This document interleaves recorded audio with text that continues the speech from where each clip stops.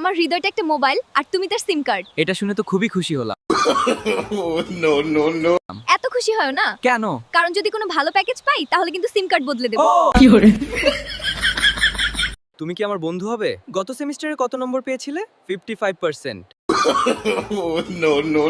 এই সেমিস্টারে 75% আনো, তারপর ভাববো। আরে সোজাসুজি না বললেই তো পারতে। কি এটা সত্যি? এই নাও একটা ব্ল্যাঙ্ক চেক আর আমার মেয়ের জীবন থেকে বেরিয়ে যাও। বাবা, এটা আমাদের জন্য।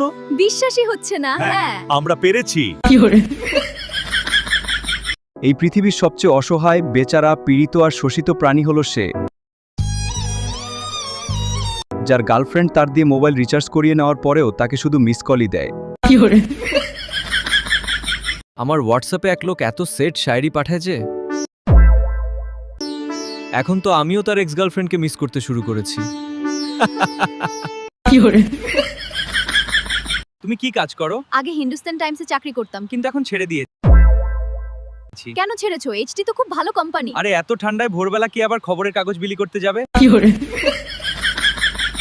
জানি না তোমার স্মৃতিতে কেমন ভাইরাস আছে। তোমাকে ভাবতে শুরু করলেই আমি যেন পুরো হ্যাং হয়ে যাই। পাগলি, ভালোবাসা দেখালে ভালোবাসাই পাবে, আর অ্যাটিটিউড দেখালে চড়ই খাবে। অ্যারেঞ্জ ম্যারেজেরও নিজের কিছু সুবিধা আছে। কখনো কখনো এমন একটা মেয়ের সঙ্গে বিয়ে হয়ে যায় যাকে ছেলেটা নিজে 7 জন্মেও পটাতে পারতো না।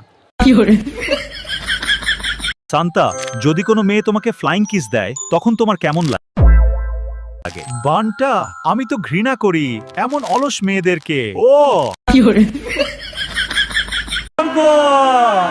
তাহলে তুমি একটা ভালো টুথপেস্ট ব্যবহার করো না কেন? আমার প্রতিটা নিঃশ্বাসে একটা করে ছেলে মরে গেল।